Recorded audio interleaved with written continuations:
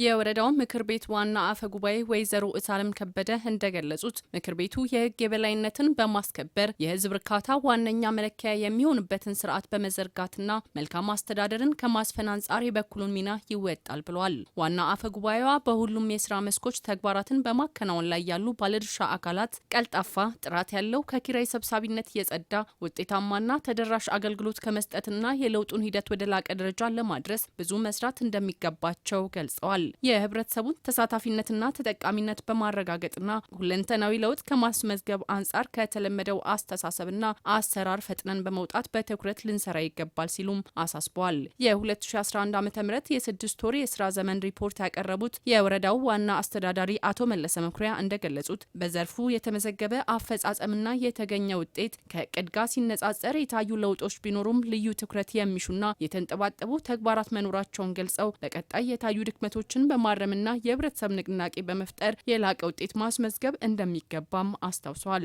በቀጣይ የስራ ዘመንም በወረዳው የሚስተዋሉ የኪራይ ሰብሳቢነት ተግባራትና የመልካም አስተዳደር ችግሮችን ለመቅረፍ በየደረጃው የሚገኙ የህብረተሰብ ክፍሎች ከሚመለከታቸው ባለድርሻ አካላት ጋር በመቀናጀት የተጀመረውን ለውጥ ከማስቀጠል አንጻር ከወትሮ በተለየ መስራት እንደሚገባቸውም አሳስበዋል። ጉባኤተኛውም የ2011 ዓ.ም የስድስት ወር አፈጻጸምና የወረዳው ፍርድ ቤት የስራ ክንውን ሪፖርቶችን በገመገመበት ወቅት በቀጣይ በሰላም ጉዳይ፣ በህግ የበላይነት፣ በመሰረተ ልማት፣ በተፈጥሮ ሀብት ጥበቃ፣ በመልካም አስተዳደር ስርዓት ግንባታ፣ ፍትህን ከማስፈን፣ የኪራይ ሰብሳቢነት አስተሳሰብና ተግባራት ትግል ላይ ህዝብን በማቀናጀትና በማሳተፍ የተጀመረውን ሀገራዊ ለውጥ ከማስቀጠል አንጻር ተወያይቶ የጋራ አቅጣጫ አስቀምጧል። ምክር ቤቱ ለሁለት ተከታታይ ቀናት ባካሄደው ጉባኤ ሶስቱን የምክር ቤት ቋሚ ኮሚቴዎችና ሌሎች የስድስት ካቢኔዎችን ሹመት በማጽደቅ ተጠናቋል ሲል የከፋ ዞን አስተዳደር የህዝብ ግንኙነት ጽህፈት ቤት ዘግቧል።